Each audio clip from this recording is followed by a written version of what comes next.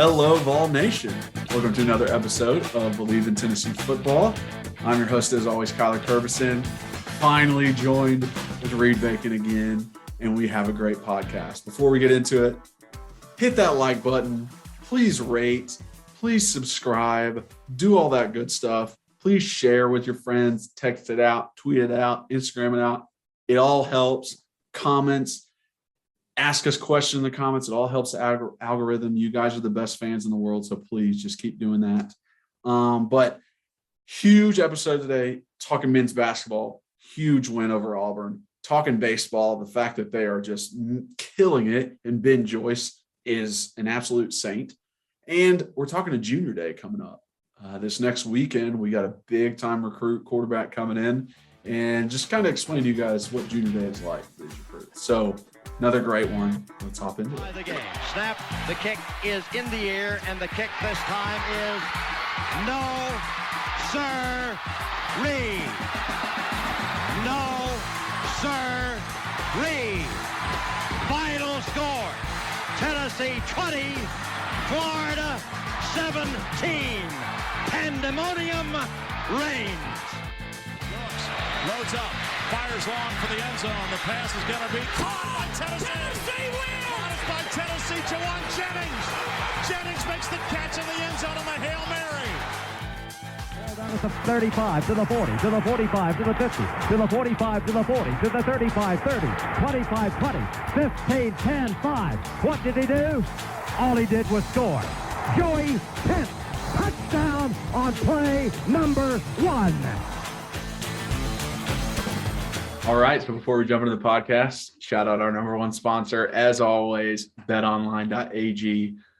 Listen, if you're wanting to make anything exciting, you got to bet on it. It makes it so much better. Even if you're following a team that you're not necessarily a fan of, you put some money down, the thing gets very exciting. You're really watching that game. BetOnline is that place to do it. It's got all the news, the stats, the scores, the odds, everything you could think of. They cover every sport too: football, basketball, boxing, golf, everything you could think of. That is the place to go. So when you head over, check out their new mobile site, their new website. And when you sign up, you will receive a 50% welcome bonus if you use the code BELIEVE. That's BLEAV when you sign up. So 50% welcome bonus. That's awesome. 50% on your first deposit. That's amazing. So before you watch any games, before you enjoy any sports, head on over to BetOnline, put some money down on it, make it exciting. BetOnline, it's where the game starts. All right, welcome in, everyone. What a happy Sunday it is after a huge Tennessee basketball victory. But first, before we dive into that game, Reed, how we doing, bud? I'm back, baby. I was gonna joke and be like, "Hey, my name's Reed Bacon. I'm your co-host. New to the team here. I like UT sports. I love my family and my faith, and I enjoy playing." Give you the whole rundown, give you the whole bio, so you know about me. Wow, it feels good to be back. And as everyone can see, I'm back in the Chinese buffet. And so, yeah, I remember I was up in Plymouth, New Hampshire. And so I was up there with Ariel, my lovely, sweet, beautiful girlfriend she's impressive, man. She's crushing it.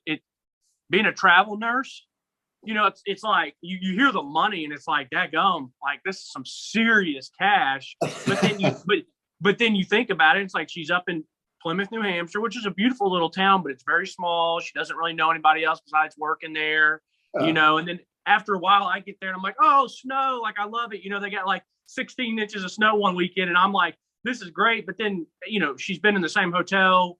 She's been doing the same thing for 2 or 3 months now.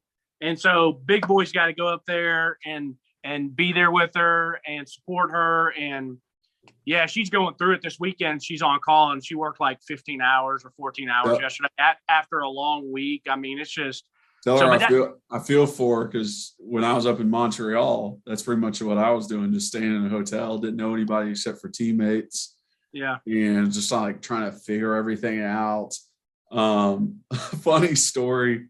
One time I was going to practice because they have games on different days up there. It's not like always the same day. And I think we had a game on a Friday.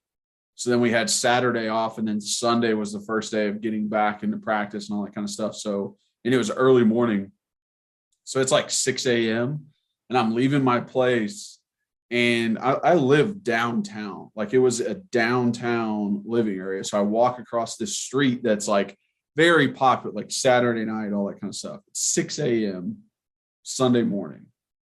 I'm walking across the street, and this lady that's probably 60, 70 years old with a leopard skirt on is jaywalking across the other way. And she's just like, "Hey, babe, what's going on?" I'm like, "Oh, God. I got to hurry to the subway, bro." She wanted a piece of that big Kyler meat. Wow. Yeah, so I was like, I gotta go to practice. Sorry about that. I bet she could show you. I bet she could show you some practice, show you a few things. I'm sure she's an expert in a lot of stuff. Yeah. Sounds like she's had some years. It's definitely some years.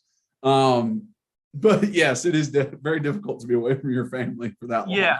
So. Yeah, and I remember talking to you while you were up there, and always talking with you and checking in. But yeah, so I'm proud of her, and so anyways, that's where I've been. And we were still going to do the pod while I was up there. Yeah. But one day we had technical difficulties, and then I was going to be able to do it the next weekend, but then I started a new job, so I was like up there. I knew I needed to drive home. I was actually going to be up there another week, but then it would have put me driving home this weekend. So since I didn't start on Monday and I actually started on Tuesday, I was like, well, so anyways, I ended up driving last weekend and we didn't record. So, yeah. But a couple things. I laughed big time when I was listening to the other pod, and you said Reed hasn't figured out how to deal with his wife and his mistress, and me being his mistress, and I started cracking up. So he's got to get better at that.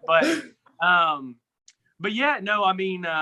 Yeah, I'm excited to be back. I think one thing that you had talked about, and you had said, Reed, I want to get your opinion on it, is if you made the point that Tennessee football being down has helped raise the level of other sports. And it's pretty simple for me that I disagree with you, because I think Tennessee fans are such good fans that if you give us this much, and if you're watching on YouTube, I've got my fingers very close together. If you give us a slither of hope, a slither of anything good, we come out and we are going to support you. And hell, you might not even be a winner, but if you just come out and compete and have some likable guys on the team and do stuff the right way, we're going to back you. And also, like, the basketball team wasn't good when football was good until Bruce Pearl shows up to town and he turns the whole thing around. Well, when Bruce was starting off, I guess he was here in like 2004, 2005, 2006. Like, we were still considered a really good football program at that time. It was right around that point that we would maybe start dropping off. But hell, even after we had our bad year in 2006, I guess it was, well, then in 2007 or 8, we were back in the SEC championship game. So it's like, I remember Thompson Bowling Arena being absolutely packed. I remember going to the 2006 Florida game and with my buddy Jack Gillespie, and we ended up winning that game and beat Joakim Noah and Corey Brewer and Lee Humphrey and that Florida team. And he and I were in 7th grade maybe at Sacred Heart, and we ran down and rushed the court, and we're down there with all the college students. So like, I think what's changed Tennessee is just good hires. Like, the baseball team is really well followed now because Tony Vitello is a great hire, and like he's started to win. He rejuvenated it in a way of not only are they winning, but they're fun. They play a good brand of baseball. I mean, I haven't watched a second of an actual game this year. I've seen highlights, but bro, I literally went like I had to wipe my eyes when I just saw the two scores these past, like, one was 27-0, another one was like 25-1 or 2, and I'm like, bro, what's going on? Yeah. Like, and everyone's we actually scored more points. Our baseball team scored more points than Jeremy Pruitt did in his last 11 games. or It's something crazy. like that. I mean, I saw a stat last night. I don't know how true it is because I haven't gone back and double checked it. But someone said like so far Tennessee baseball has outscored their opponents like 100 and something to like 5. I mean, that is ridiculous. Yeah. Ridiculous. And that gets me very excited to watch them, you know, once basketball's over. Not that I won't still check in on them, but once basketball's completely done out of the way, then I'll definitely be checking into baseball more. And and speaking of basketball, we are headed into quite a march. This Saturday we had a huge victory, but number 1, 2, 3, 4, 5, 6, and 9 all lost this weekend in men's basketball. It's never happened before, and it's the last weekend before March starts. It's insane. I love it when it's like this. It's so much harder to pick teams to win the bracket, but it's so much more entertaining when you have so much parity and wonder and like, is this team good? Are they not good? And I just think this is going to be very, very entertaining March. March is great every year. March is great every single year because of the tournament. Even when you have those 1, 2, 3, and 4 teams, or maybe just 1 and 2 teams that everyone thinks that they're head and heels above everybody else, you still get your upset. So it still is great. But you're right. This year could actually feel like the NFL playoffs felt this year, where it was like not 1 dominant team, not 2 dominant teams, but like, hey, everyone has a legit chance. And then, you know, the freaking Cincinnati Bengals show up and win the Super Bowl, which we never even got to talk about the Super Bowl on here. Cause I mean, I just have to say this really quick. I never thought that I would be pulling for the LA Rams compared to like an underdog market like the Bengals. Yeah. I love Joe Burrow. I would have loved for Cincy. You would have thought I would have loved for Cincinnati and those fans to win it. Mm-hmm. And I don't know if it's because they beat the Titans, but like some of those guys on that team I just do not like. And for some reason I did want them to win. And I was really happy that the Rams won, and I was happy for Aaron Donald. I mean, for someone like us who, when we're watching football, we're not always just watching the actual football. We're not watching the ball. To watch what that guy can do. And I remember I have notes that can back this up. I have friends that will back this up. Like when he came out, when I was in college for the NFL Combine or the NFL Combine off-season draft, I would like go to my room and like watch highlights and like act like I'm the GM and pick who I want the Titans pick. And I was like, we have to get Aaron Donald. We have to have him. Like, I loved him. I loved him from coming from Pitt. We ended up taking Taylor Lewan like 2 picks before it. And I was just bummed. I understood why the Titans did it. They want to get their left tackle. But to see that guy in greatness do that from a position of a defensive lineman, you know, it was just unbelievable. And I was so happy for him. I was happy for Matthew Stafford. I was happy for Eric Weddle. Eric Weddle's one of my favorite players. And what a great story for him coming out of retirement. Of course he is. He's a white safety. Exactly. I mean, but the way he plays and his swag and like everything about him. I remember I was probably like in 6th, 7th grade. And I remember watching a Thursday night game, a college game, and it was him at Utah. And this dude's out here playing running back, safety, like in college. I mean, he's going both ways. And I fell in love with him then. But I was happy for Andrew Whitworth and just a lot of those guys. So I was happy about that. But anyways. Okay, so sorry to interrupt, but we have another ad. This one is NordVPN. So for any of those people out there who really just want to expand their watching experience, we know we have a lot of great shows on the Netflix, on the HBOs, but sometimes there's good shows in other countries. Actually, when I was up in Canada playing for the CFL for a cup of coffee, I couldn't watch Game of Thrones because I was in Canada. It was only on HBO USA. So I had to use a VPN to watch Game of Thrones when it was coming out. So VPNs are awesome for checking out all that kind of stuff that you really wouldn't usually get in your country. Also, it can help if you're trying to stream a game. If you're living down in Florida and you want to catch a Nashville, you want to catch a Titans game up here in Nashville, they're going to show you the Dolphins game. But if you change that VPN, if you change your location, you can watch that Titans game. It's very, very valuable. So NordVPN is the place to go if you really want to be able to change your location and take advantage of these streaming platforms and get every single thing that you can out of them.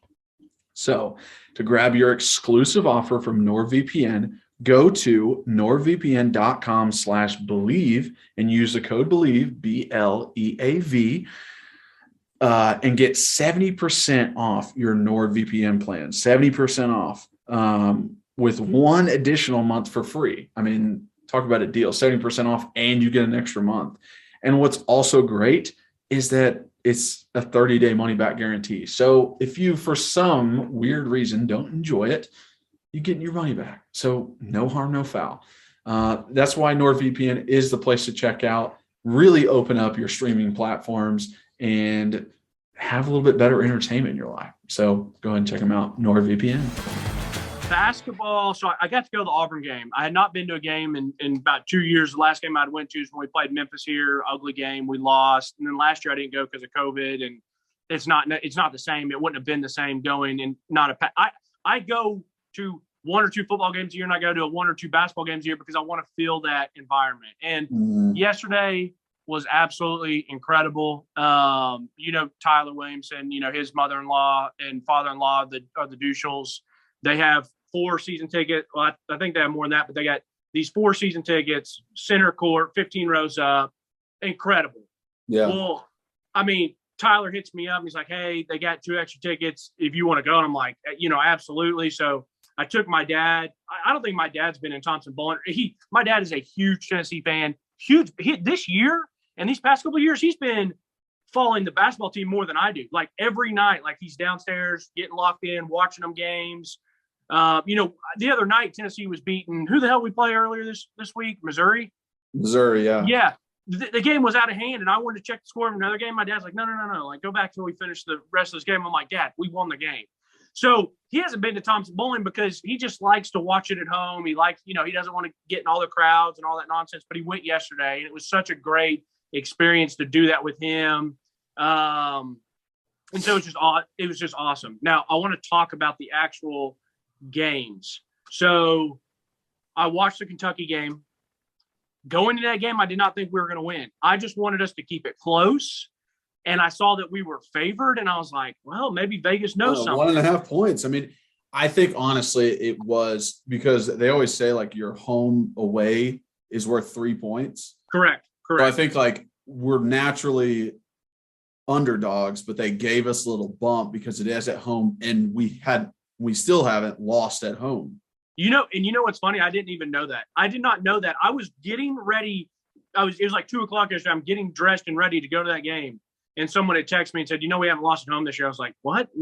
And I was like, are you sure? I was like, I thought we lost like one of those cheap, easy games like early on. And I was like, wow, we haven't. But anyway, so like that Kentucky game, I was like, let's just keep it close. Like, let's try to get some revenge if we beat them. Because you know me, I always say on here, like, we always split with them. But this year, basketball-wise, was just a rough start for me personally because I just wasn't into it. Now, don't get me wrong. I'm still not getting my hopes up for March because, Rick's probably going to Rick, unfortunately. But, hey, we can hope something changes. I'm just not going to let myself get super let down. And it also concerns me that it is home win. Like our big wins are home. Correct. You can't do it away. I'm so happy you said that because I was just talking to my dad about that yesterday. I feel like this year more than any, like the home teams have such an advantage, which we all know in the SEC tournament, conference tournaments, and then at the NCAAs, there's no home courts. I mean, maybe when it was in Nashville or Atlanta and you call it Catlanta or all the Kentucky fans go to Nashville. So, and Tennessee fans where is the SEC this year? Isn't it like in Tampa or something? I'm not sure. I hadn't looked that up. I thought I heard it was somewhere random. Like, I swear I thought I heard it was like Tampa or somewhere like that. I could just be so off on that. But anyways, college basketball this year, home court has made such a difference. And so I'm glad you said that because I'm like, okay, well, what happens when we're playing in some random gym on a Thursday? Tampa, Florida. Yeah, okay. Right. Yeah. So what happens when we're playing in a random, Thursday at 2:30, it's March Madness, and we're playing in like Ohio? and there's 3,000 Tennessee fans there, like, then how is this team going to respond? But I'm still not going to take away the joy that I felt and the joy that we all felt watching us beat Kentucky. I will take that every time. And then yesterday, I love Bruce. Bruce will always be my basketball coach. But the one thing that did frustrate me about Bruce from time to time is that he would have guys that he would allow play a lot of street ball or ISO ball. And you and I both have come out and said we don't like watching that. And don't get me wrong, when you have a team like that that's good and can do a bunch of ISOs ball and they're hitting their threes, they look incredible. They look great. Well, there was a few times where, like, when we were on those runs, if they would actually hit their shots, it could have really, like, taken the wind out of the crowd and everything. Correct. And I remember a couple of years ago when we were in the SEC tournament championship, and we went, we were in that championship. It was in Nashville. I was down there in Nashville looking to go to the game. My buddy Nathan Gibson and I went down there and actually met his parents down there. We're eating brunch. And we got down to Broadway really early. And there were a little bit of people, but not many. By the time we had finished eating brunch and coming back out to Broadway, I swear to you, all of Knoxville had driven in and tickets had gone. We had a guy offer us like 2 tickets to get in the door for like $65. When we got done from brunch, we came back out, and just to get in the building were like $300 or $400. And we almost did it. And then we were like, hell with this. Like, we went back to my apartment, and I say all that to say that's when Auburn hit all their shots and they ran us out of the building. So it's like Bruce can look very feast or famine even more than some other teams can, even though basketball it's very simple. You make your shots, you're going to win the game. So, but yesterday, the game specifically, I think what I was most proud about was, the energy's always good. They're always going to play good defense. They're always going to fight. They're always going to compete. But I was so impressed with how we dominated the boards. I looked up in TBA up in the corner, and it has what they call hustle stats. And I saw at one point it was like 44-26 in rebounds. And I said, what the – I said, I knew we were rebounding well, but not basically doubling them up. And they should have the best front, and they should have the best front court in the nation with Jabari Smith and the Kessler what's the big tall white guy, number 13? Yeah, I think so. I think it's Kessler. I mean, we ended 54-31. We had 33 defensive rebounds. Like, we out rebounded just defensive rebounds on them, which is like insane. Well, hell, I thought our offensive rebounds were huge. I mean, at one point we had like 21 or 22 offensive rebounds, which are giving us second chance points. So that's the one thing that I just think holds Auburn back. Like, it holds any team back. If you're not hitting your shots, you're not hitting your shots. But how later in that game do you have one or two of your guards who never passes it and chucks up something, and Jabari Smith never touches it? Or you never drive in and kick out, or you never try to work it inside out. Like, I don't get that. And, like, I don't understand why Bruce doesn't change that. But about our team, I thought yesterday was very balanced. I thought everybody contributed in the way they needed to contribute, whether it was getting some offensive rebounds, playing good defense. I mean, countless times, Josiah and George James, Kenny Chandler, Ziegler, they all had really nice defensive, like, steals and take the balls away. Yes, bro, poking balls out like crazy. Yes. Then there was no one was going up for a basket easy. Like, it was someone was coming over to help. I mean, the amount of turnovers that we caused, and they beat us in the turnover battle. We had 18 to their 11 or their 12, but there was at one point it was 15-6. So then over that next time period, they had 6, we had 3. So it was like towards the end of the game, that's what changed, is we stopped. Like, it was all front heavy in our turnovers. Right. And then we stopped and started getting the ball back from them. Right. No, I completely agreed. And Joseph Adu played well. Like, Brandon Huntley Hatfield played well. Like, whether it was blocks or getting rebounds, Fulkerson was pretty active on the boards for some time. Like, it was just such a good team effort.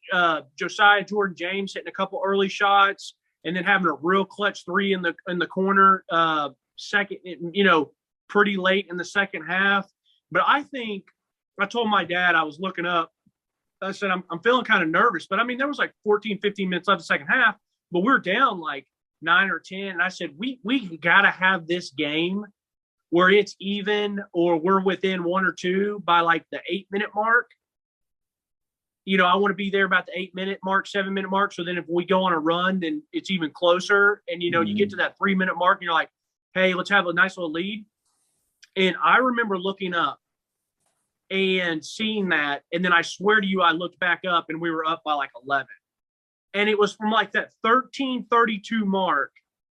We had a play where Kenny Chandler drives in. And I think this is the right time, Mark, but I know the play definitely happens. And I just don't know if this is, like I said, the right time. But Kenny Chandler drives in, and I was so happy to see him drive in. Good things happen when you drive to the basket, whether you go up and you get fouled, you make the basket, you dish it out, or you have other teammates that are swarming. He goes up, he lays it way off high, and Brandon Huntley-Hatfield cut. Yes. Damn, baby. Yes, Kyler was doing the slam. If you're watching on YouTube, he was slamming it. That was such a huge play in that game. And I think that was to take the lead. Yes, so I think we had just tied it with the 3 from Ziegler, and then that was the next possession. Yes. And eruption. Yes. From the TV copy, eruption in Thompson Bowling. Oh, it was amazing. It was amazing. It was so loud in there. I mean, they do this Tennessee 3 now, like, and they hadn't done that. I mean, that was the first time I heard it. So that gets everybody going. Then you got, after that, then it goes from the Tennessee 3, and then it goes, so then you're doing the defense, and it just was constantly loud. But that game was just, it was so great to see that game, because I also felt like, I felt Barnes and Tennessee needed a win over Bruce. Like, I think that needed to happen because there are mismatches and matchups that don't fare well for certain teams. Just like, for example, doesn't matter how good Kentucky is in football, we always match up with them well. Like, there's just matchups that happen. Just like when we're good and Florida might not be as good. They just match up with us better sometimes in football, whether it's mental or not. So it's good to get over that mental hurdle, but it's just good to be clicking at the right time. And I've come to realize for basketball, for me, I'm just going to enjoy each win and soak it up and try not be worried about, okay, well, now we have to replicate this in March, because even though March is what matters, I want to enjoy yesterday. Like, it was a good win. It was a great win. And like, I know I'm always on here preaching, March is the only thing that matters. And it is true. Like, that's just what people remember. But I'm still going to enjoy this compared to last year, 2 years ago in the past. I'd be like, all right, well, now with this team, we beat that team, so we could probably beat them. And now we can, that means we're definitely good enough to go to the Final Four. Like, no, I'm just going to enjoy yesterday. And when it gets to March, I'm just going to have my fingers crossed that we're making our shots that day, because that's really all basketball comes down to. I know we're going to play defense. I just want the shots to be falling. If the shots aren't falling, then, some days it's just not your day, unfortunately. Yeah, and then that determines. Like, that was exactly what happened when we went from Kentucky to Arkansas. We were making those shots versus Kentucky, just missing everything versus Arkansas. Even though we were playing good defense in that Arkansas loss, it was just we could not make a basket to save our lives. And I thought yesterday they did honestly take good shots. I didn't think there was, like you were saying, the ISO ball or forcing a shot that wasn't there. Use the entire shot clock. Like, that's what was happening. We were using the entire shot clock. And even one of our, of our 18 turnovers was a shot clock violation with 1.5 minutes left. We took 30 seconds off the clock. So I was very impressed with the shots they were taking, the tenacity, the aggressiveness on defense. And all of that, the rebounds and defense, like how many points the opponent scores, like that tells you how much effort you're putting into the game. And it just shows astronomically. I just thought it was amazing. I thought this game was so big for Rick Barnes and his legacy. And I know that, like, you're not the biggest Rick Barnes fan, but to get the monkey of Bruce Pearl off of his back was, huge for him, because that is who all these Vol fans are comparing Rick Barnes to. It's because we had this guy before. He was great for us. He took us to a number 1 seed. He did great things. Like, that's who he was being compared to. And like, this is huge for Rick Barnes' legacy. Even if he doesn't win the SEC tournament, doesn't win doesn't get to a Sweet 16, this was still a huge game for him. Yeah, it was a big game for him. It really was. And I just hope he can get, whether it's this year or at some point before UT or he moves on, I just hope he gets one deep run for UT, because he's been a great coach. He really has, but we just need one deep run as a program. Like we need to make like one Elite Eight, and a Final Four would be great, but we just got to get to that Elite Eight at some point, because you make it to Elite Eight, that means you're a top 10 team at the end of the year. Like, and all of his teams have been, hell, we were ranked number 1 under him. We've had really, really good teams, and like he just needs to solidify that by the end of the year ranking. And and that's what I'm just nervous about going into. It's just who's making shots, who's making shots that day, and that's what it comes down to. And to be honest with you, like, I still don't trust us to make certain shots. And this is the only thing I'll say. There are times where I hope going into the rest of this year, and I saw some of it yesterday, to ice the game. We haven't even talked about how that game should not even be too close. First off, we had three missed free throws. I think Kenny Chandler ended up missing 2, and Ziegler had missed 1 towards the end or something like that. We had 3 total missed free throws. We go down, they press us, we throw it under Vescovi's legs or beside him. In the stands, it looked like it almost went under his legs. I don't know what it looked like on TV. And then they start pressing, and then the whole Jabari Smith 4-point play, all that stuff happens. But when all that stuff happens, and your best player, let me say that, your most talented player beats a guy off the dribble, gets in the lane, and does a little jumper. And I swear, Kyler, I don't know how it felt on TV, but in there, when that ball was on that rim dinking around, it felt like forever. And when that ball when that ball finally dropped for Kenny Chandler, I said, because if that ball doesn't go down, bad. It's bad. It was a 3-point game. It's a 3-point game. 3-point game. 1 possession game, and 30 seconds on the clock.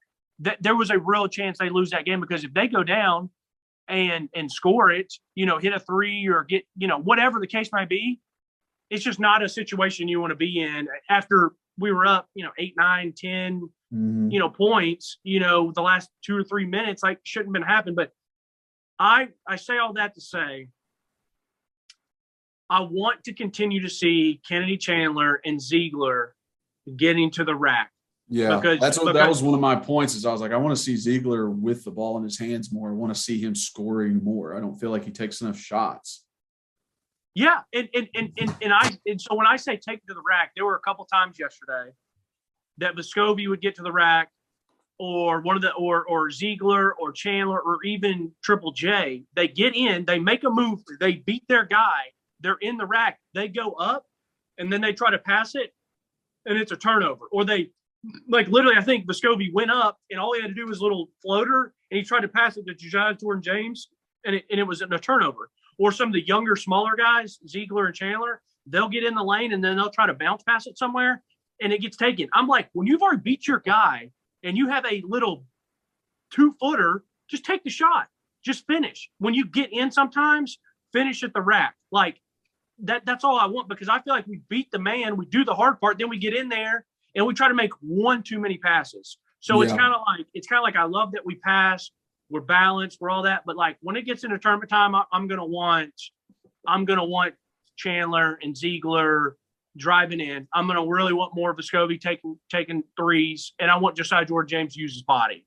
Yeah, because so that's the only thing that when they beat their guy and get to the lane, it's the one that they want to pass to. It's their defensive player that comes over for help and gets up in Chandler, Ziegler's face, Vescovi, whoever. And he thinks, well, he just got off of Josiah Jordan James. I can pass it to him. He's open. But you also have to think, like, if I shoot, this guy's guarding me. No one's boxing out Fulkerson or Josiah James. Like, no one's there. He can get that rebound easily. So that's why you got to. Right.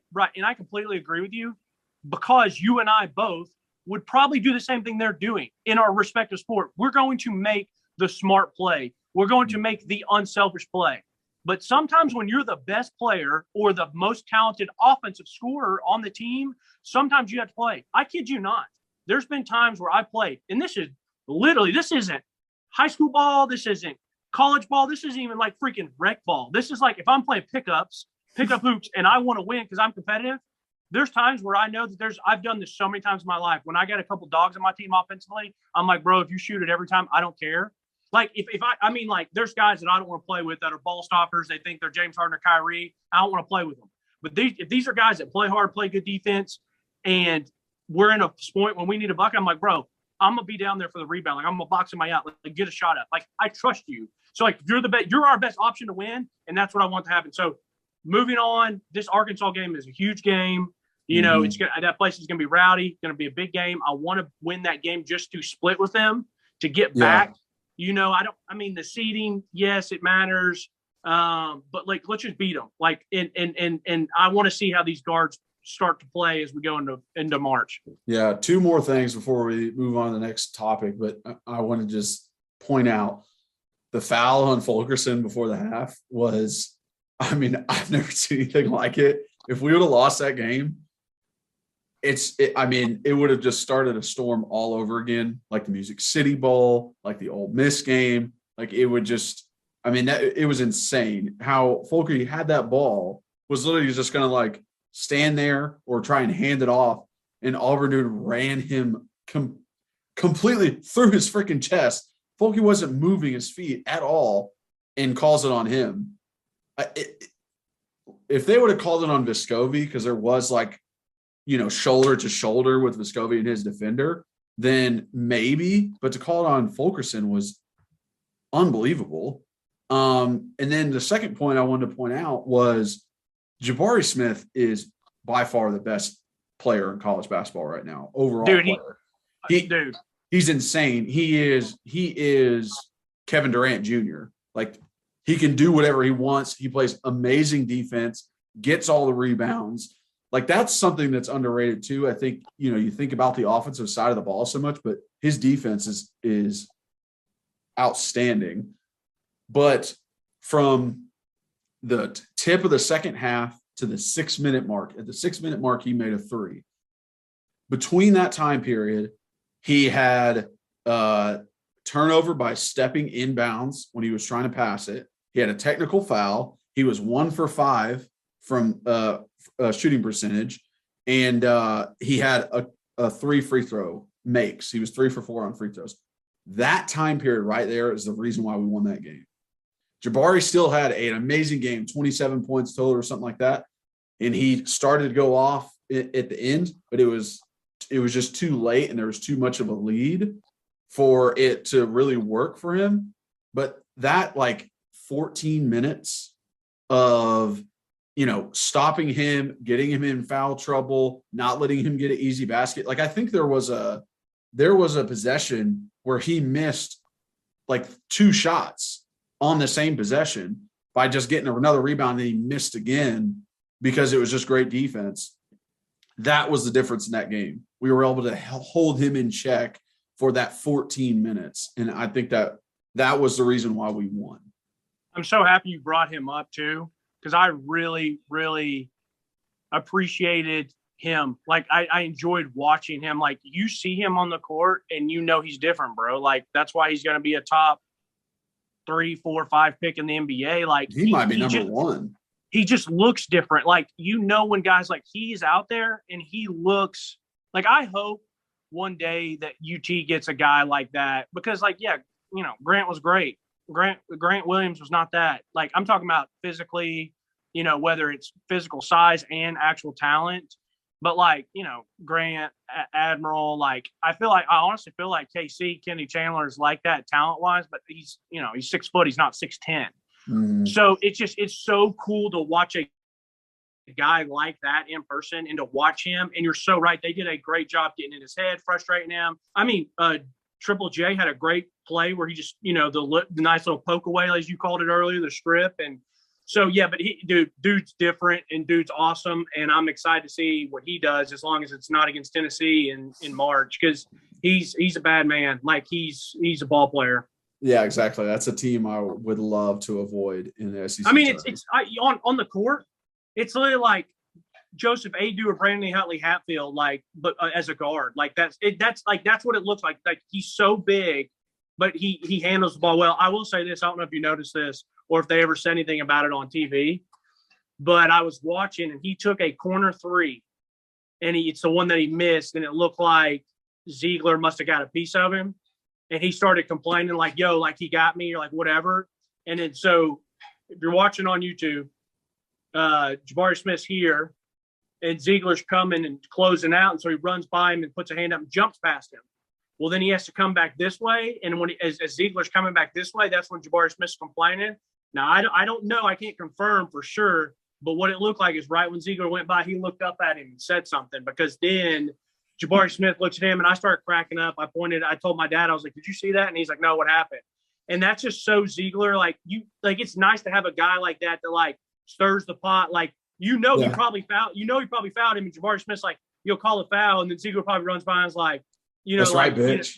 Yeah, exactly, literally. That's like, "What's up, bitch?" Or like, "That's right." I don't give a shit how tall you are, bitch. Yeah, exactly. Just something just to piss him off, because then Jabari Smith's like, "Who is this 5'9" child out here running around with me?" So, but I loved it.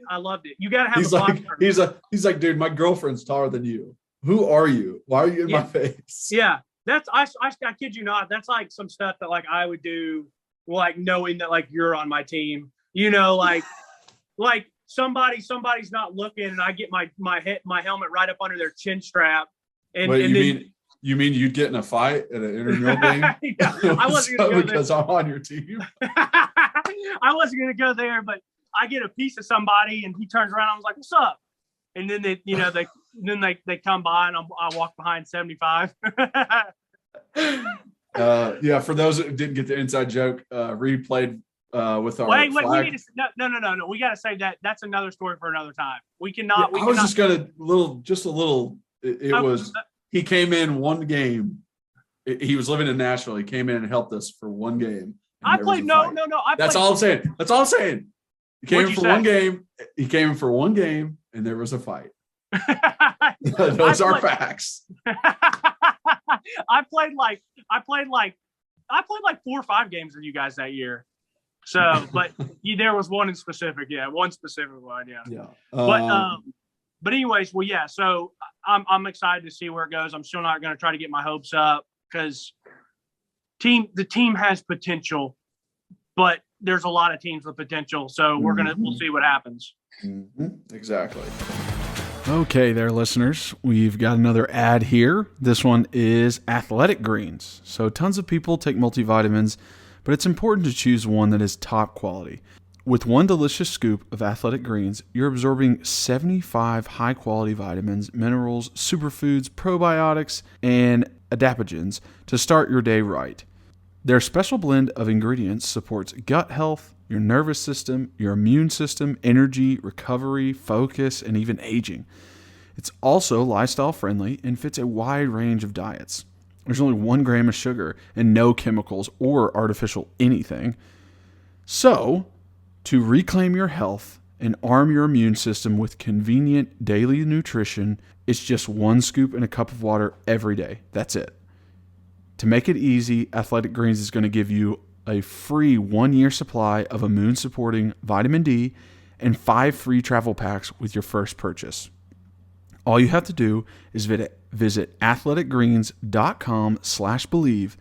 That's BLEAV. Again, that's athleticgreens.com/believe.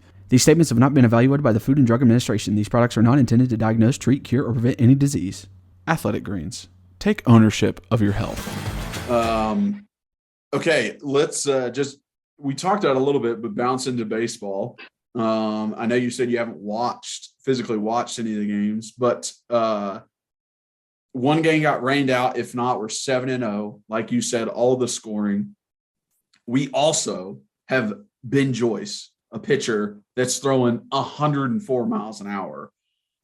Just insane. You don't see that in college. And when I saw that, because it was, Tony Vitello kind of hinted at it I saw like previously, he was like, yeah, I got an ace up my sleeve. Like, I'm not worried, because they saw this guy in practice and he showed out in that game, and it was everywhere. It wasn't just Vol Twitter. Every college baseball Twitter tweeted it. Everybody who covers baseball, even MLB people, were talking about it. I saw it on Barstool. Like everyone was saying something about Ben Joyce, and all it reminds me of is last year, that freaking Kevin Kopps for Arkansas, where he would come in 6th inning and pitch a shutout, and you couldn't get any runs in on him. And it was like the ultimate, just what's the great word for it? I'm losing my train of thought, but like the ultimate piece. It's the ultimate advantage. Yeah, it was the ultimate piece for Arkansas at end of games, for them to just shut out opponents. Even if it was back and forth through those first 6 innings, they'd just be like, all right, come on in. And he never like started a game ever. They just only used him for that. And the only time they actually lost in Omaha is when he had to start, because he hadn't been used to it. And they lost those games. Is this Ben Joyce, if I'm not mistaken, isn't he from Farragut? I'm not sure. I hadn't.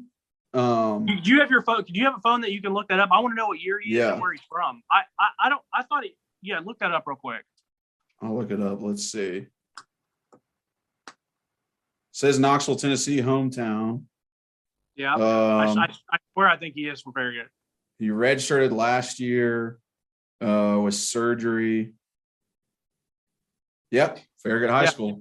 So that's what's so funny to me is I remember growing up and when we were in high school and stuff, and knowing how good Farragut was at baseball, and I was like, if Tennessee just kept in-state guys, or not in-state, but just kept East Tennessee players, Knoxville baseball players, whether it's Bearden, whether it's Catholic, whether it's, like I said, Farragut, and then each one of these other one-off schools will maybe have 1 or 2 players that are potentially good enough to go to UT.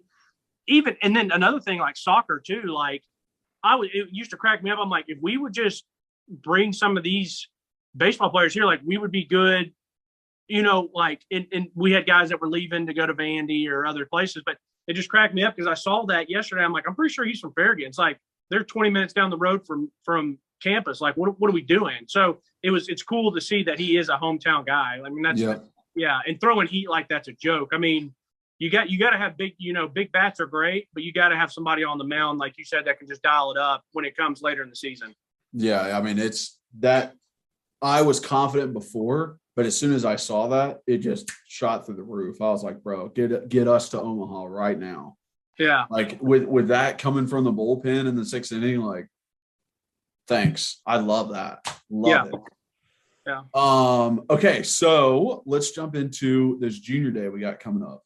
So like I said, we're recording on Sunday. Next Saturday is a junior day. Big time day. A lot of recruits coming in for Tennessee football. I kind of wanted to describe what a junior day might look like if people didn't really understand that, because I went to a few. I went to a Tennessee. I went to a Vandy. I went to Clemson. I went to Vandy must have been early on. It might have been a little early on. I can't remember. I think I went to another one, but so junior days. They're called junior days, but yeah, I'm glad. Yeah, go ahead and get into that. Every underclassman can go to these. I saw sophomores there when I was there. I've heard freshmen have gotten invites to junior days before too. So it's like, it's just underclassmen. It's just like the guys that aren't on your team yet. That's literally all it is. Kyle and I were talking about this on my way home from church today, and we were talking about what we were talking about on the pod. And I was like, bro, I hate that they call it junior day because it always used to confuse me. I'm like, juniors, like upcoming juniors? I was like, no, these guys are basically in recruiting world are seniors because they're going to play their senior year and then they're going to commit somewhere. So anyways, that's why we were talking about the name. Yes. So for confusion purposes, yeah, it's not just juniors. And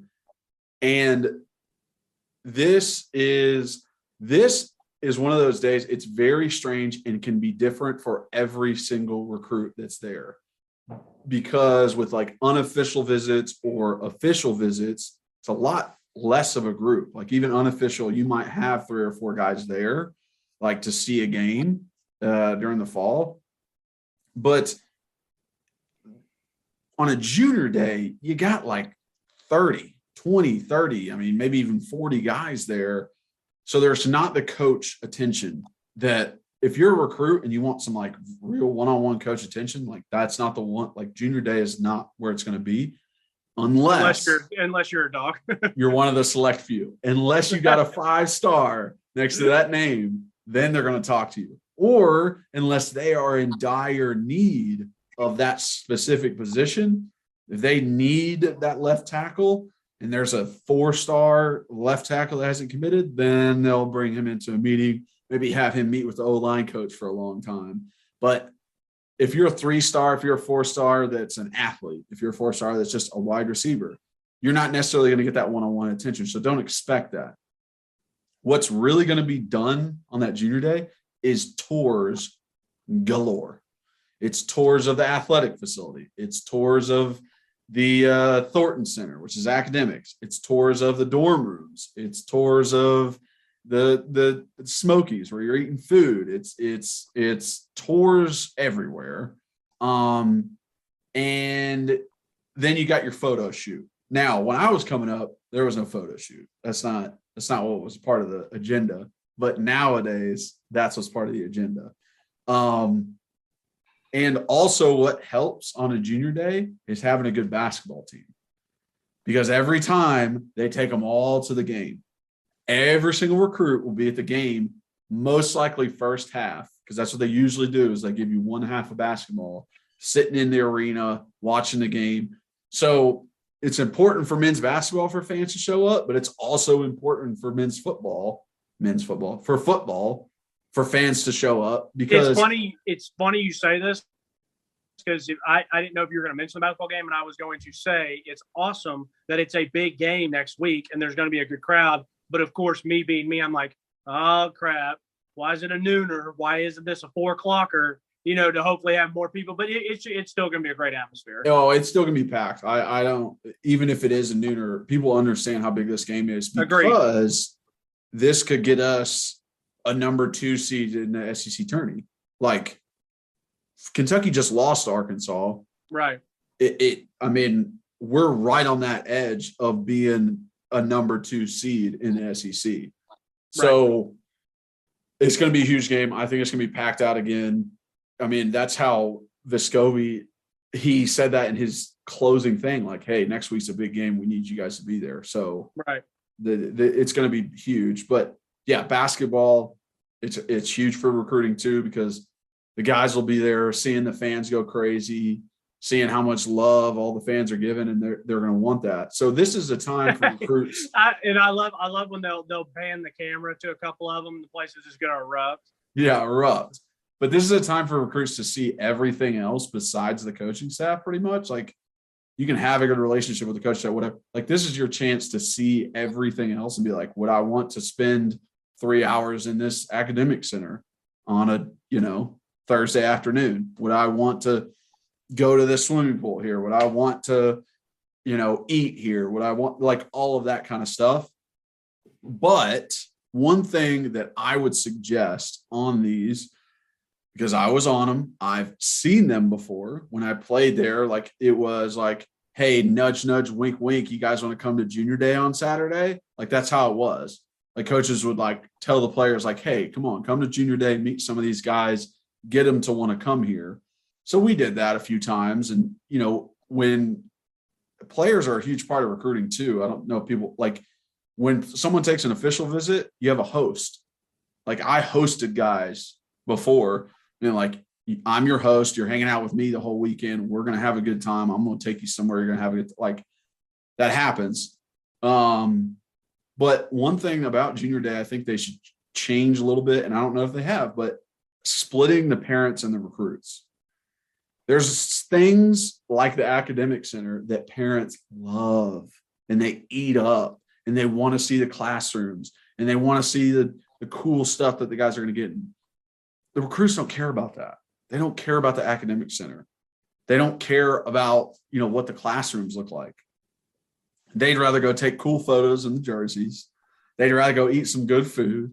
They'd rather go see attractive people. Like that's what it is. So I think that part of junior day needs to be integrated into it, where you can split the recruits away from their families, because their families are there too, but just kind of give them their own time where they're not like, yeah, mom. Okay. Yeah. It's a really nice academic center.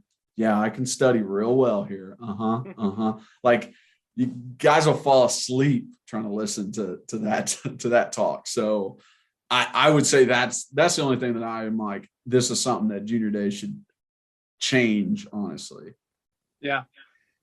Yeah. I mean, those guys will get that time though. If you're good enough and you're going to be recruited again, you'll have your time to go and whether it's see the parties or see the sororities and fraternities and, it's just getting a vibe for everything, getting a vibe for what the Hill, the campus, Knoxville has to offer. And, and then once you do an unofficial or even an official, really, they'll be like, hey, do you want to do this? Do you want to take this tour? And you go, no, I don't. And they'll be like, okay, we'll do whatever you want. Like on an official, it's like, whatever you want to do, that's what we'll do. We're not going to do anything you don't like. Do you want to see this? Okay, then we can take you there. But like, if it's not what you want to do, if you'd rather go play video games in the lounge with some of the players, like, go do it.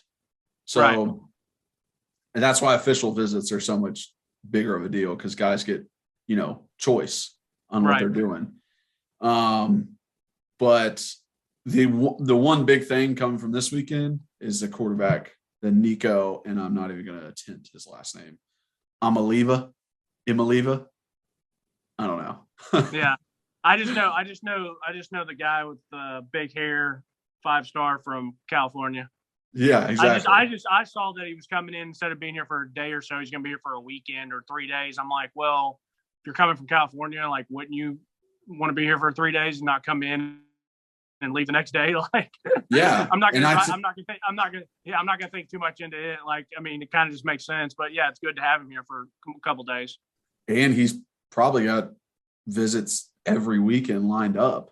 Correct. Like, I'm just thinking, like, God dang, I would not want to get on a 6-hour plane ride over and over again. That might lead him towards a California team if he's just. Because what if he wants to take a visit to us, to Clemson, to Ohio Bama. State, Bama, like Georgia. I mean, that's a lot of flights coming over this way. Let's just go ahead and tell him let's just go ahead and tell him we got this nice NIL deal for him, but he's got to commit now. And then once he signs his letter, we'll flush his bank account with a bunch of money. Yeah. Then those plane tickets won't seem so bad. Yeah. But I like him. I watched his highlight tape. I didn't see this past year's. The only one that I could find was 2 years ago. Yeah, 2 years ago, because I saw highlights made in last spring. And I mean, he's prototypical. He's like 6'5", 6'6", can move in the pocket. It can throw on the run. There are times that I'm watching and I'm like, if the defense was a little bit better, would that have been picked off? Or if there was a little bit better coverage, if the defensive back like understood a little bit more, I don't know if that's a completed ball. So that just a little bit concerns me. Like, just looking at that, I'm like, are you throwing that in there because you're so confident in yourself and not actually like, oh, this guy's open? Because that can be very detrimental once you get to college and ball hawkers are coming over one hand in your shit and embarrassing you in front of 100,000. But he's still a 5-star. Everyone wants him. And honestly, I saw this take somewhere else, but it makes sense. We might have a better shot at this guy because everyone's going after Archie.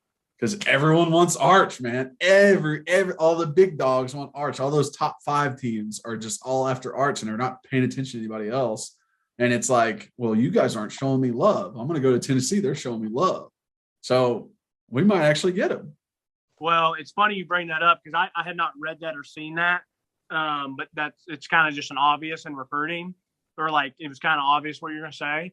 So I second that and say, well, let's just hope Arch waits till the very last minute so that he doesn't go somewhere and then they jump on somebody else. Which I think he is already saying, like, I'm going to take official visits in the fall. Okay, cool. So, like, he is waiting and waiting. Like, he wants to make sure he's going to the right place. And it's like, all right, dude, that's fine. We'll wait until Peyton's kids grow up. Yeah. Hey, man, that's tough. That's going to be tough to be Arch. Poor kid, it's honestly the worst. It is being a little brother to someone who's really good is bad, but being the next, and there's been 3 that have all played college athletics and are famous. They're not just good football players. They're also on TV all the time, in commercials. Like, his dad is famous too. His dad never played a down of NFL football. So it's like the amount of pressure he has on him is insane. Yeah. I hope he just, I hope he's got a good head on him, because that's tough. That'd be tough, especially if he goes somewhere, signs, and then he just isn't good early at a college. It's going to be tough. Very tough. Like, dude, if he doesn't just like show out right away, if he's struggling, he's like middle of the pack quarterback, people are going to rip him. God, I'm just a Arch, man. Just listen, get ready for it, and you can always transfer here if you want. Oh, it felt good to be back. We got a dang room with your name on it, man. Like, you can come here if you want. There's a street that has your name on it. Oh, goodness. It felt good to be back today, talking and laughing and joking with you. So yes, for sure. Love to have you back. I'm sure the fans do too. And our nice banter. But thank you guys for watching, for listening.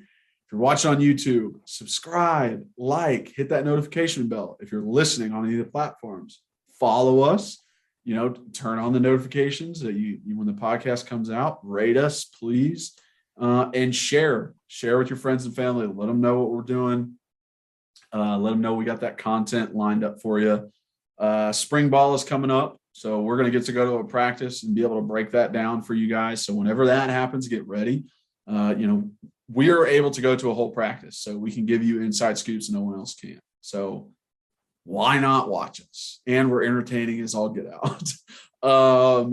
But yeah, if you want to reach out to us, phone number 865-322-9232. Email is bleavintennesseefootball@gmail.com. And follow us on all social medias, Believe in Tennessee, our main Twitter that Reed controls, rbacon26 for Reed, at Kyler Kerberson, Facebook, Instagram, Twitter, all the same. And thanks a lot for watching. As always, go Vols.